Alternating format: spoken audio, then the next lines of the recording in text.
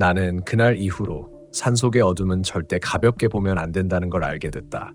그게 단순히 시야가 어두워지는 문제가 아니라 내 마음까지 덮어버린다는 걸.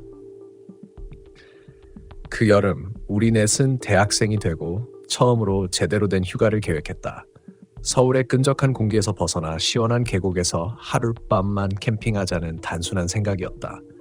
민석이 차를 빌려왔고 태영은 운전대를 잡았다. 수지는 캠핑 장비를 맡았고 나는 그저 따라가는 입장이었다. 야, 대둔산 쪽 어때? 사람 별로 없고 조용하대. 태영의 말에 다들 고개를 끄덕였다. 사람이 많지 않다는 말이 왠지 모르게 마음에 들었다. 서울의 소음과 사람들의 시선에서 벗어나고 싶었다. 길은 생각보다 험했다.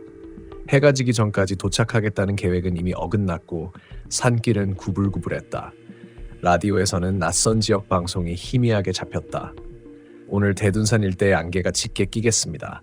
야간 산행은 자제하시기 바랍니다.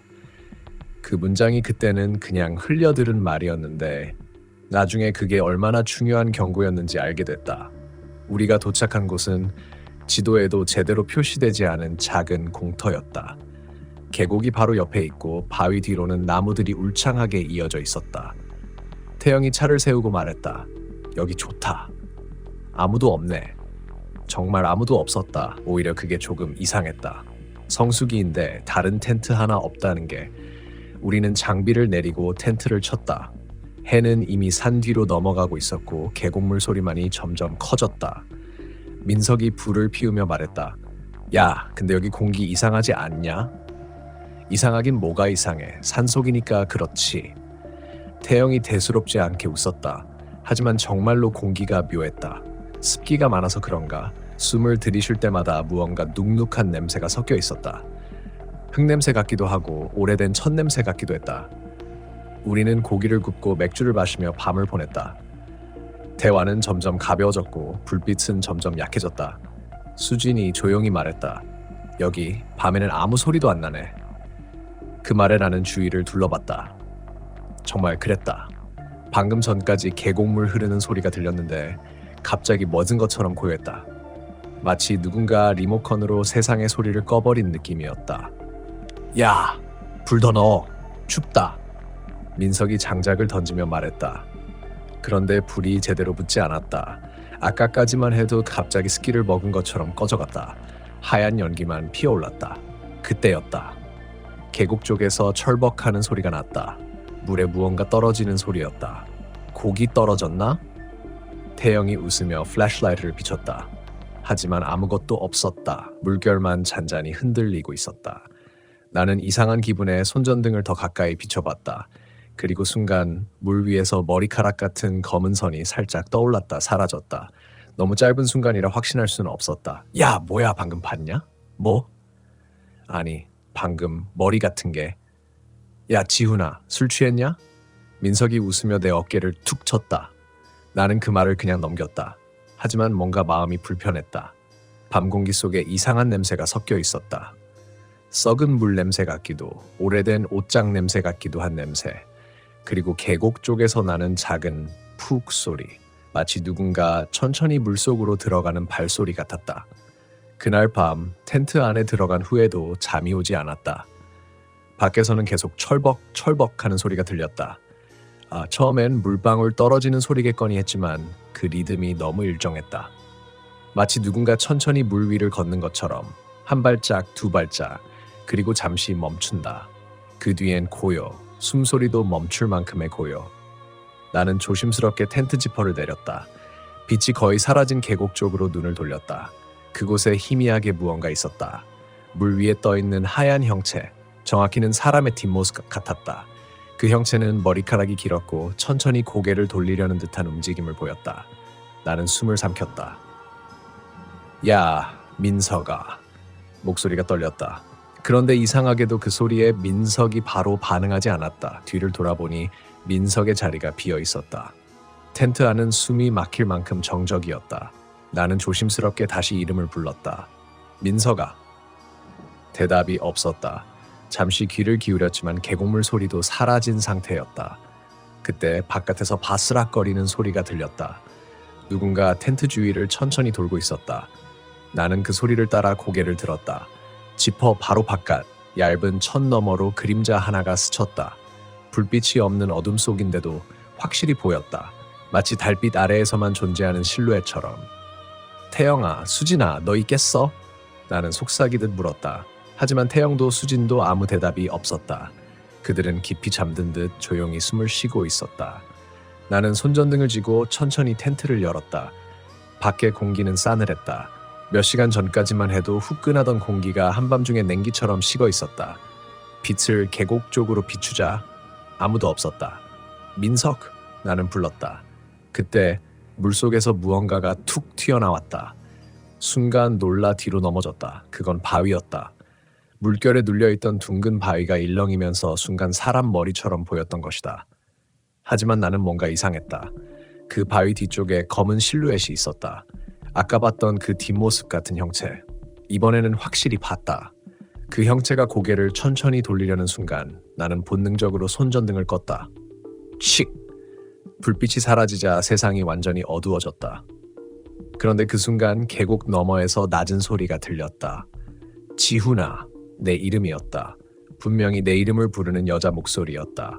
차갑고 낮고 묘하게 끌리는 음색. 나는 얼어붙었다. 다시 그 소리가 들렸다. 지훈아, 왜 그래? 나야. 수진의 목소리였다. 하지만 이상했다. 텐트 안에는 분명 수진이 자고 있었다. 그렇다면 이 목소리는 누구지? 나는 조심스럽게 텐트 쪽을 돌아봤다. 텐트 속에서는 아직 수진의 숨소리가 들렸다. 그녀는 꿈꾸듯 아주 깊이 잠들어 있었다. 그런데 바깥에서는 똑같은 목소리가 다시 들려왔다. 지훈아, 나야. 여기 좀 봐. 그 말과 함께 물가 근처에서 하얀 손 하나가 천천히 올라왔다. 손가락 끝이 물에 젖은 채 아주 부드럽게 흔들렸다. 나는 숨을 참았다. 이상하게도 그 손가락들이 무언가를 가리키고 있었다. 계곡 위쪽 방향이었다. 나는 손전등을 다시 켰다. 빛이 닿자 손은 사라져 있었다. 하지만 그 자리엔 무언가가 남아 있었다. 흙으로 덮인 듯한 사람의 발자국. 그리고 그 발자국은 우리 텐트 방향으로 이어져 있었다. 심장이 빠르게 뛰었다. 나는 급히 텐트로 돌아와 민석의 자리를 확인했다. 여전히 비어 있었다. 태영은 코를 골며 자고 있었고 수지는 옆에서 고요히 누워 있었다. 나는 그때서야 뭔가 이상하다는 걸 깨달았다. 민석의 가방, 신발, 휴대폰이 그대로 있었다. 설마 화장실 간 건가? 나는 일부러 작게 중얼거렸다. 하지만 속으로는 이미 답을 알고 있었다. 이건 단순한 실종이 아니었다. 누군가 그를 부른 것이다. 그 순간 수진이 천천히 몸을 일으켰다. 지훈아, 무슨 소리야? 아니야. 그냥 민석이 잠깐 나갔나 봐. 밖에 나갔다고? 지금 몇 시인데? 한 3시쯤 그녀가 고개를 들었다. 그리고 텐트 밖을 가만히 바라봤다. 저기 누구 있어? 그녀의 목소리가 떨렸다. 나는 반사적으로 손전등을 비췄다. 텐트 밖에는 아무도 없었다. 하지만 수지는 확신한 듯 말했다. 거기 누가 서 있었어? 머리 길고 젖은 옷 입은 사람. 나는 말문이 막혔다. 그녀는 놀란 눈으로 나를 봤다. 방금 그 사람이 민석 불렀어. 바로 그 순간이었다. 툭툭. 계곡 쪽에서 다시 물소리가 들렸다. 점점 가까워졌다. 규칙적인 발소리처럼 한 발자국 또 한 발자국. 우리가 있는 쪽으로. 빛을 비추려 했지만 손이 떨려 제대로 잡히지 않았다. 그 소리가 텐트 바로 앞에서 멈췄다. 그리고 지훈아. 이번엔 바로 귓가에서 들렸다. 분명히 텐트천 넘어 아주 가까운 곳에서. 나는 그대로 얼어붙었다. 몸이 움직이지 않았다. 그리고 천막 너머로 희미한 손자국 하나가 찍혔다. 축축한 물기가 스며든 손바닥 모양이 천에 남았다. 나는 손자국이 찍힌 천막을 바라본 채 움직이지 못했다. 그 손자국은 점점 더 짙어졌다. 물이 아니라 피처럼 끈적한 무언가가 스며드는 듯했다. 수진이 내 팔을 꽉 붙잡았다. 지훈아, 나 무서워. 밖에 누구야? 쉬. 나는 입술을 손가락으로 막으며 그녀를 조용히 시켰다. 밖에선 아무 소리도 들리지 않았다. 하지만 그 아무 소리 없음이 오히려 더 무서웠다. 새소리도, 물소리도, 바람소리도 없었다. 세상이 멈춘 듯한 고요. 그때 지퍼가 아주 천천히 움직였다. 치익, 치익. 누군가 텐트의 문을 천천히 내리고 있었다. 나는 급히 손전등을 비췄다. 빛이 닿자 움직임이 멈췄다. 지퍼는 반쯤 열린 채로 멈춰 있었다. 나는 손전등을 더 가까이 가져갔다. 그 틈 사이로 바깥이 희미하게 보였다. 그리고 그 안쪽에서 눈이 있었다. 빛을 받아 번뜩이는 두 개의 눈동자. 사람 눈처럼 보였지만 초점이 맞지 않았다. 너무 가까워서 그 시선이 나를 뚫고 지나가는 것 같았다. 누구야? 내가 외치자 눈동자가 사라졌다. 그리고 계곡 쪽으로 달아나는 철벅 소리가 들렸다. 나는 주저하지 않고 텐트 밖으로 뛰쳐나왔다. 수진이 뒤에서 날 붙잡으려 했지만 이미 늦었다.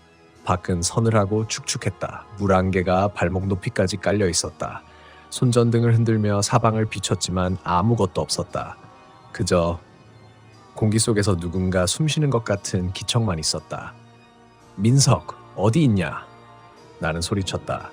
그때 계곡 위쪽에서 철썩하는 큰 물소리가 났다. 나는 본능적으로 그쪽으로 뛰었다. 바위 위로 올라서자 희미한 불빛이 눈에 들어왔다. 작은 횃불 같은 게 물가 근처에 있었다. 그 불빛 옆에 민석의 옷이 놓여 있었다. 옷은 흠뻑 젖어 있었고 안쪽에는 그의 휴대폰이 들어 있었다. 그건 분명히 누군가 일부러 올려둔 듯한 모습이었다. 민석아! 나는 물가를 향해 비명을 질렀다. 하지만 돌아온 건 메아리뿐이었다. 서가! 서가! 그리고 그 직후 메아리와 거의 동시에 어디선가가 낮은 웃음소리가 들렸다. 여자였다. 그 웃음은 멀리서 시작해 좀 가까워졌다. 하하! 나는 뒤를 돌아봤다. 수진이었다. 그녀가 멍한 눈으로 나를 바라보고 있었다. 수진아, 너 괜찮아? 그녀는 대답하지 않았다. 대신 천천히 고개를 갸웃거리더니 나를 보며 웃었다. 그 웃음이 이상했다. 입은 웃고 있었는데 눈은 전혀 웃지 않았다. 지훈아, 그녀의 목소리가 낮게 깔렸다. 우리 여기서 나가야 해. 그래, 나도 그렇게 생각해. 태영 깨우고 바로 내려가자. 그런데 그녀가 고개를 저었다. 아니, 지금 나가야 해. 지금 당장. 뭐, 저기 뒤에 있잖아. 나는 반사적으로 뒤를 돌았다. 아무것도 없었다. 하지만 공기가 달라져 있었다. 냄새였다. 썩은 물 냄새, 진흙, 그리고 오래된 첫 냄새. 그 냄새는 계곡 아래가 아니라 내 바로 뒤에서 풍기고 있었다. 철벅, 철벅. 그 소리가 다시 들렸다. 하지만 이번엔 물 위가 아니라 땅 위에서 들리고 있었다. 나는 한 발짝 뒤로 물러났다. 수진이 내 옆으로 와서 손을 꽉 잡았다. 그녀의 손은 얼음처럼 차가웠다. 지훈아, 눈 맞추지 마. 뭐? 보면 안 돼. 그녀는 떨리는 목소리로 말했다. 나도 아까 봤어. 민석이 물가에서 그거 보고 부른 거야. 누가 자기 이름 불렀대. 그녀의 말이 끝나기도 전에 우리 앞에 물안개가 살짝 갈라졌다. 그리고 그 사이로 머리카락에 젖은 얼굴 하나가 천천히 드러났다. 눈이 없었다. 그 자리엔 새까만 구멍이 있었다. 입이 천천히 열리며 낮게 속삭였다. 지훈아, 따뜻해. 들어와. 나는 비명을 질렀다. 손전등을 던지고 수진의 손을 끌었다. 우리는 텐트 쪽으로 뛰었다. 하지만 텐트는 이미 쓰러져 있었다. 태영의 모습이 보이지 않았다.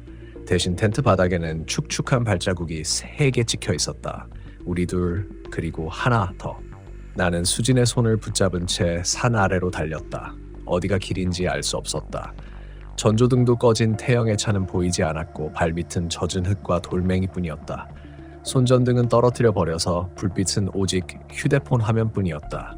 그 희미한 빛이 물안개 속에서 부서지며 깜빡였다. 지훈아, 길 맞는 거야? 몰라? 그냥 내려가는 거야. 태영은? 민석은? 나중에 일단 살아야 돼. 내 말이 끝나자마자 갑자기 쿵 하는 소리가 산 쪽에서 울렸다. 바위가 굴러내리는 소리 같았다. 하지만 그건 한 번으로 끝나지 않았다. 쿵, 쿵, 쿵. 점점 더 가까워졌다. 나는 뒤를 돌아봤다. 안개 사이로 무언가 거대한 그림자가 느릿하게 움직이고 있었다. 빨리 뛰어. 우리는 정신없이 달렸다. 계곡을 따라 내려오던 길이 갑자기 막혔다. 며칠 전 비로 무너져 내린 듯한 흙더미가 길을 덮고 있었다. 나는 그 앞에서 멈춰 섰다. 더 이상 내려갈 수 없었다. 돌아가자. 반대쪽으로 가면. 수진의 말이 끝나기도 전에 뒤에서 바스락 소리가 들렸다. 우리는 동시에 고개를 돌렸다. 그곳에는 사람이 서 있었다.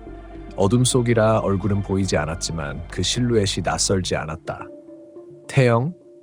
내가 조심스레 불렀다. 그 그림자가 천천히 고개를 들었다. 빛이 닿자 나는 숨이 멎었다. 그건 태영이었다. 하지만 그의 얼굴은 반쯤 물에 젖어 있었다. 입술은 퍼렇게 질려 있었고 눈빛은 초점을 잃고 있었다. 태영아, 괜찮아? 내가 다가서려 하자 수진이 내 팔을 잡았다. 지훈아, 가지마.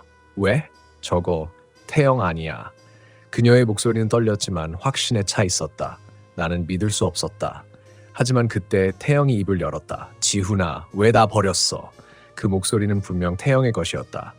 하지만 이상하게 그 말이 입에서 나오는 게 아니라 주변 공기에서 번져 나오는 느낌이었다. 나는 그 자리에서 얼어붙었다. 수지는 울먹이며 속삭였다. 그만 봐. 눈 마주치면 안 돼. 그거 우리 이름 계속 부르잖아. 사람처럼. 그녀의 말이 끝나자마자 태영의 입이 천천히 찢어지듯 벌어졌다. 그리고 낮은 웃음이 흘러나왔다. 하, 물이 따뜻해. 민석도 들어왔어. 이제 너만 오면 돼. 그 말이 끝나는 순간 그의 몸이 천천히 쓰러지며 안개 속으로 사라졌다. 마치 안개가 사람을 삼켜버리는 것처럼 나는 머리를 감쌌다. 안 돼. 이건 꿈이야, 꿈이야. 그러자 수진이 내 손을 붙잡았다. 지훈아, 정신 차려. 우리 여기서 빠져나가야 돼. 어떻게? 길도 없는데? 내려가는 길 말고 반대로 올라가. 산 위로? 응, 여긴 계곡 아래라서 밑으로 갈수록 더 깊어져. 위로 올라가면 신호라도 잡힐 거야.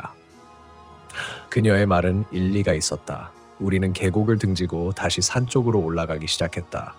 풀잎에 닿을 때마다 축축한 냉기가 팔을 스쳤다. 공기는 점점 더 탁해졌다. 마치 산이 우리를 삼키는 것 같았다. 잠깐. 수진이 갑자기 멈췄다. 왜 그래?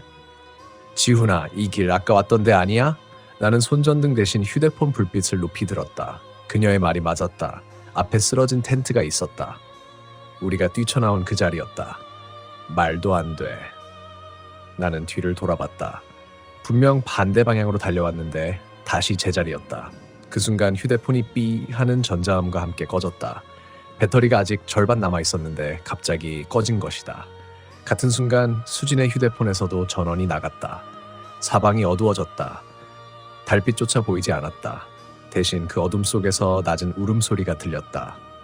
처음엔 여자 같았다. 하지만 점점 아이 울음처럼 변했다. 그 울음이 가까워질수록 내 머릿속이 멍해졌다.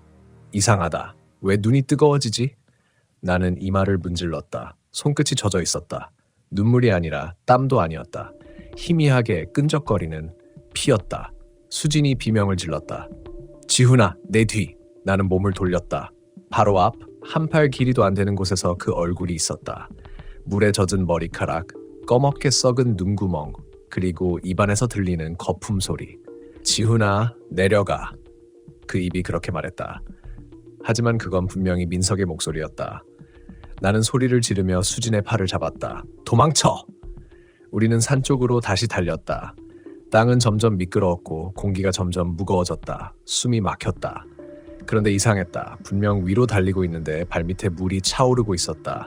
한 발짝 뛸 때마다 철벅 소리가 났다. 계곡물 같은 찬물이 아니라 미지근하고 탁한 물. 나는 그제야 깨달았다. 산이 우리를 가두고 있었다. 길이 변하고 소리가 뒤틀리고 방향이 없었다. 우리는 지금 도망치는 게 아니라 산속을 돌고 있는 것이었다. 밤이 완전히 내려앉자 산속은 숨을 죽인 듯 고요했다. 계곡물 소리도 낮보다 작게 들렸고 풀벌레 소리만 간헐적으로 들려왔다. 그런데 이상하게 바람이 멈추자마자 우리 쪽 텐트 주위에서 작은 발소리 같은 소리가 들리기 시작했다. 또 고라니겠지라며 스스로를 달랬지만 그 소리는 발바닥으로 낙엽을 밟는 듯 사각 거리는 일정한 리듬이 있었다. 고라니가 아니라 사람이 걸을 때 나는 속도였다. 야, 들었냐? 승호가 먼저 입을 열었다. 다들 긴장해서 서로 눈만 마주쳤다. 나도 그때 처음으로 알아챘다. 그 발소리가 우리 쪽으로 점점 가까워지고 있다는 것. 랜턴을 켜려다 손이 떨렸다. 빛을 비추면 오히려 무언가가 더 선명하게 보일까봐 겁이 났다. 하지만 아무것도 안 하면 그게 진짜 사람인지 짐승인지조차 알 수 없었다. 결국 나는 조심스럽게 랜턴을 켜서 텐트 밖으로 비췄다. 빛이 나뭇잎 사이를 훑으며 움직였고 잠깐 사이에 무언가가 나무 뒤로 훅 숨는 듯한 그림자가 보였다. 분명 사람의 어깨 정도 높이였다. 야, 봤지? 봤지 지금? 내 목소리가 떨렸다. 하지만 아무도 대답하지 않았다. 다들 랜턴 하나를 더 켜서 빛을 모았지만 그때는 이미 아무것도 없었다. 그 순간 텐트 뒤쪽에서 또 사각! 이번엔 훨씬 가까웠다. 우린 동시에 뒤돌아봤지만 거기엔 아무것도 없었다. 그런데 텐트 위쪽 천막이 천천히 눌리는 소리가 들렸다. 마치 위에서 누군가 손바닥으로 천천히 눌러보는 것처럼. 그때 나는 처음으로 이건 사람일지도 모른다는 공포가 아닌 설명할 수 없는 존재에 대한 공포를 느꼈다. 승호가 욕을 내뱉으며 텐트 밖으로 뛰쳐나갔다. 야, 미친 거 아냐? 누구야? 누구 있으면 나와봐. 그의 목소리가 산에 울려 퍼졌다. 하지만 대답은 없었다. 대신 계곡 쪽에서 여자 울음 같은 소리가 들려왔다. 분명히 들었다. 짧게 낮게 끊어지는 듯한 울음. 우린 말도 못하고 멈춰섰다. 소리가 멀어졌다가 갑자기 우리 뒤에서 또 났다. 순간 등골이 얼어붙는 느낌이었다. 승호가 소리 지르며 계곡 쪽으로 뛰었고 나머지 셋은 그를 말리며 따라갔다. 하지만 계곡은 어두웠고 랜턴 불빛이 닿는 곳은 많지 않았다. 돌 아래 풀숲 사이 어디선가 계속 같은 울음이 났다. 그 울음소리는 방향이 없었다. 마치 공기 자체가 울고 있는 듯한 소리. 돌아가자. 진짜 이상해. 누군가 그렇게 말했을 때 승호가 갑자기 멈춰섰다. 야, 니들 이거 봐봐. 그가 가리킨 곳에는 젖은 흙바닥 위에 맨발 자국이 여러 개 찍혀 있었다. 작은 발, 큰 발, 모두 맨발. 그런데 더 섬뜩한 건 자국이 전부 계곡에서 텐트 쪽으로 향하고 있었다는 것. 순간 머릿속이 하얘졌다. 우린 무작정 텐트로 돌아가 짐을 싸기 시작했다. 랜턴 불빛 아래서 손이 덜 떨려서 지퍼도 제대로 잠기지 않았다. 그런데 그때 텐트 쪽에서 누군가 낮은 목소리로 속삭였다. 가지마. 모두 동시에 멈췄다. 그 소리는 분명 텐트 안쪽, 우리가 방금 있던 자리에서 났다.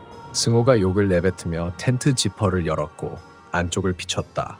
아무도 없었다. 짐만 어지럽게 흩어져 있었다. 그런데 텐트 안쪽 바닥에 진흙이 묻은 맨발 자국 2개가 또렷이 찍혀 있었다. 그 순간 계곡 건너편에서 불빛 하나가 번쩍였다. 누군가 우리를 비추고 있었다. 손전등이었다. 멀리서 검은 형체가 우리 쪽을 향해 천천히 서 있었다. 우린 그걸 본 순간 아무 말도 못했다. 그 사람인지 남자인지 여자인지도 분간이 안 됐다. 그저 산속 안개 사이에서 정면을 향한 채 움직이지 않는 그림자만이 있었다. 나는 그때 이상하게 느꼈다. 그 형체가 나를 보고 있다는 확신, 정확히 나만 보고 있었다. 다른 애들이 아무리 떠들고 불빛을 흔들어도 그 형체의 시선은 내 쪽에서만 멈춰 있었다. 그날 밤 이후로 나는 아직도 그 시선을 잊지 못한다. 그건 인간의 시선이 아니었다. 무언가를 아는 눈. 내가 거기 있다는 걸, 내가 그것을 봤다는 걸 이미 알고 있는 눈이었다. 우린 그 자리에 오래 서 있지 못했다. 승호가 욕을 내뱉으며 야! 뛰어! 하고 외쳤고 그 말이 끝나기도 전에 다들 계곡을 건너 뛰어내렸다. 돌 위에 미끄러져 무릎이 까졌지만 그게 아픈지도 몰랐다. 단지 그 형체가 여전히 그 자리에 서 있을까봐 뒤돌아보는 게 무서웠다. 차가 있던 주차장까지는 대략 10분 거리였다. 하지만 이상하게 그날은 아무리 뛰어도 끝이 보이지 않았다. 낮에 지나왔던 갈림길이 자꾸 반복되는 느낌이었다. 야, 우리 아까 여길 또 왔어? 누군가 그렇게 말했을 때 나는 소름이 돋았다. 손전등으로 주변을 비추니 나무에 걸어둔 우리의 빨간 쓰레기 봉투가 보였다. 분명 캠핑장 근처에 매달아둔 거였다. 우린 계속 같은 곳을 빙빙 돌고 있었다. 야, 길이 바뀐 거 아니야? 산길이 이렇게 돌아가는 거야? 아니, 우리 아까 분명 저쪽으로 왔잖아. 목소리들이 점점 격앙됐다. 누군가는 울먹였고 누군가는 소리쳤다. 그때 내 귀에 희미한 노랫소리가 들렸다. 아주 멀리서. 낮은 여성의 목소리. 산 너머 남촌에는 누가 살길래 어디선가 들어본 옛 노래였다. 하지만 그 노랫소리가 점점 가까워지고 있었다. 나도 모르게 손전등을 껐다. 다른 애들도 내 행동을 따라했다. 주위가 완전히 어두워지자 오히려 그 노랫소리가 더 또렷하게 들렸다. 계곡 건너편에서 아까 그 형체가 서 있던 방향이었다. 야, 들리지? 그 노래. 쉭. 말하지 마. 숨을 죽인 순간 갑자기 발밑 낙엽이 사각 소리를 냈다. 누군가 바로 뒤에 있는 느낌이었다. 차가운 공기 사이로 희미하게 후 하는 숨소리가 섞였다. 그건 확실히 사람이 내는 호흡이었다. 나는 천천히 뒤를 돌아봤다. 아무것도 없었다. 하지만 등 뒤에서 확실히 누군가 내 어깨를 스쳤다. 살갗이 싸늘하게 얼어붙었다. 그 순간 머릿속이 여기서 벗어나야 한다는 생각밖에 없었다. 우린 서로 잡은 손을 놓지 않은 뛰기 시작했다. 숲길을 헤치며 거의 구르듯 뛰었다. 결국 도로에 닿았을 때 차가 보였다. 도망칠 수 있다는 안도감에 거의 울다시피 했다. 우린 급히 차에 올라탔고 시동을 걸었다. 엔진이 한 번에 걸리지 않았다. 승호가 욕을 내뱉으며 키를 몇 번 더 돌렸을 때 드디어 시동이 걸렸다. 됐다, 빨리 나가자. 그 순간 차 헤드라이트가 켜지며 앞길을 비췄다. 그리고 그 빛 속에 누군가 서 있었다. 흰 셔츠를 입은 여자였다. 머리가 젖어 있었고 고개를 숙인 채 도로 한가운데에 서 있었다. 빛을 받자 천천히 고개를 들었다. 눈이 없었다. 그녀의 눈은 새까만 구멍처럼 비어 있었다. 입만 살짝 열려 있었고 입안에서 물이 뚝뚝 떨어졌다. 우린 동시에 비명을 질렀다. 승호가 급히 후진을 하려 했지만 그 순간 차 안 라디오가 갑자기 켜졌다. 산 너머 남촌에는 누가 살길래. 라디오에서 아까 그 노래가 흘러나왔다. 우린 라디오를 껐지만 노래는 꺼지지 않았다. 오히려 차 안 스피커에서, 아니 차 안 전체에서 울려 퍼지고 있었다. 승호가 악을 쓰며 가속 페달을 밟았다. 차는 미끄러지듯 도로를 벗어나 산길을 내려갔다. 하지만 이상했다. 헤드라이트가 비추는 길이 계속 똑같았다. 같은 커브, 같은 이정표, 같은 표지판. 우린 분명히 내려가고 있는데 계속 같은 길을 반복해서 지나가고 있었다. 야, 이거 우리 아직 산 안에서 못 나간 거야. 누군가 중얼거렸다. 그 순간 뒷좌석 창문 밖에서 무언가가 스르르 스치는 소리가 들렸다. 길게 손톱으로 유리를 긁는 듯한 소리. 끼익, 끼익. 나는 그때 눈을 돌려 창문을 봤다. 그리고 거기서 그 여자의 얼굴이 유리 바로 앞에 붙어 있었다.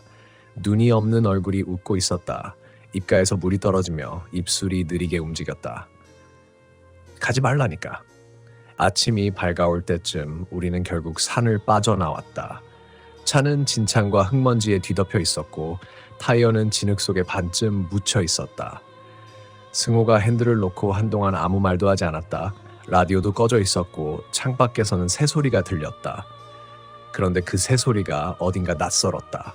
조용히 들으면 노랫소리와 비슷한 리듬이 섞여 있었다. 우린 근처 읍내로 내려가 세차장에 들렀다. 사장은 우리 차를 보더니 놀란 표정을 지었다. 산에서 굴렀어요? 흙이 이 정도면 밤새 비 맞은 것 같은데? 하지만 그날 밤엔 비가 내리지 않았다.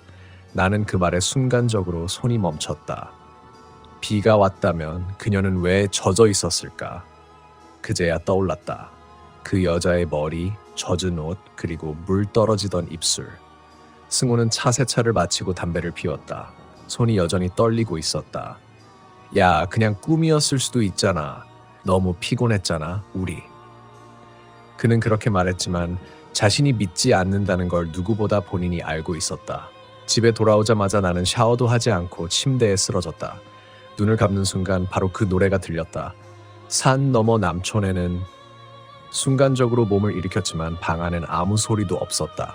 심장이 빠르게 뛰었다. 그날 이후로 나는 그 노래를 들을 때마다 이유 모를 두통이 일었다. 하루, 이틀, 그리고 일주일. 아무 일도 없었다. 다만 밤마다 같은 꿈을 꿨다. 안개 낀 계곡에서 물에 젖은 여자가 나를 향해 서 있는 꿈. 항상 그 거리를 유지한 채 내가 다가가면 사라지고 돌아서면 바로 뒤에서 속삭였다. 가지 말라니까. 어느 날 새벽 승호에게서 전화가 왔다. 목소리가 떨렸다. 야, 너도 그 노래 들리지? 뭐? 라디오에서. 아까 새벽 2시쯤에 라디오 켰는데 그 노래 나왔어. 그 순간 내 몸에 소름이 돋았다. 야, 그건 그냥 옛 노래잖아.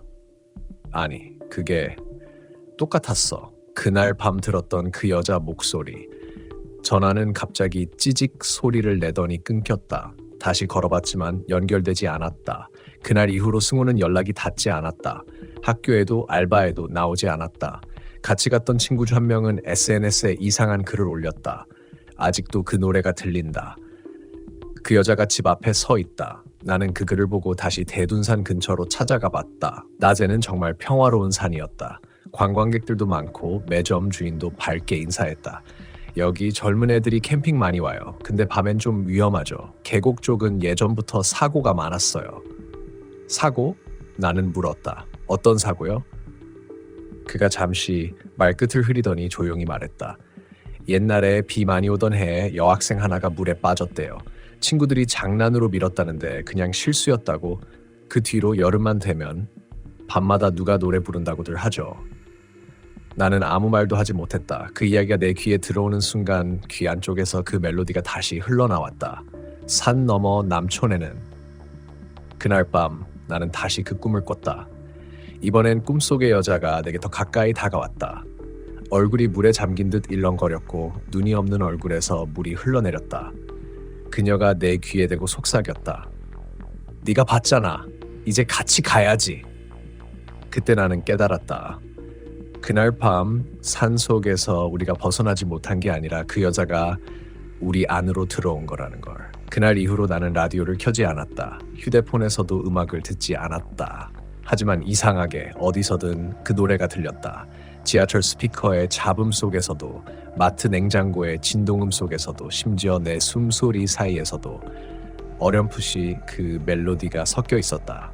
산 너머 남촌에는. 처음엔 착각이라고 생각했다. 하지만 점점 확신이 생겼다. 그건 내 안에서 울리고 있었다. 학교를 그만두고 집에만 있었다. 가끔 창밖을 보면 도로 건너편 가로등 밑에 누군가 서 있었다. 고개를 숙인 채 물에 젖은 머리카락이 어깨를 덮고 있었다. 얼굴은 안 보였다. 나는 커튼을 닫았다. 하지만 그 그림자는 늘 같은 자리에 있었다. 며칠 뒤 경찰에서 연락이 왔다. 승호의 차가 대둔산 인근에서 발견됐다고 했다. 운전석 문이 열려 있었고 안에는 물에 젖은 흙자국이 남아 있었다. 운전석만. 사람은 없었다. 나는 그 얘기를 듣고 멍하니 앉아 있었다. 그때 창문 유리에 내 얼굴이 비쳤다. 그리고 내 어깨 뒤로 희미하게 젖은 머리카락 한 줄이 보였다. 순간 숨이 멎는 것 같았다. 돌아보려 했지만 몸이 움직이지 않았다. 귀 바로 옆에서 그 목소리가 속삭였다. 가지 말라니까. 나는 그날 이후로 거울을 보지 않는다. 보면 안 된다는 걸 안다. 왜냐면 언젠가부터 내 얼굴 위에 다른 얼굴이 겹쳐져 있기 때문이다. 눈 없는 얼굴, 젖은 입술, 그리고 내 목소리로 흘러나오는 노래. 산 너머 남촌에는. 나는 이 이야기를 누군가에게 말해야겠다고 생각했다. 처음에는 그냥 기억을 덜어내고 싶었을 뿐이다. 하지만 말을 하면 할수록 그 목소리가 커졌다. 마치 내 이야기를 그녀가 대신하고 있는 것처럼. 이제 나는 확신한다. 그날 밤 우리가 산에서 벗어난 게 아니다.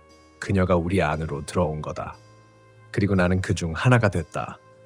지금도 누군가 내 목소리를 들을 때마다 그 노래가 들릴지도 모른다. 산 너머 남촌에는. 혹시 당신도 들었나? 그 노랫소리. 지금 이 이야기를 듣는 동안 어디선가 희미하게 그 멜로디가 흘러나오지 않았는가?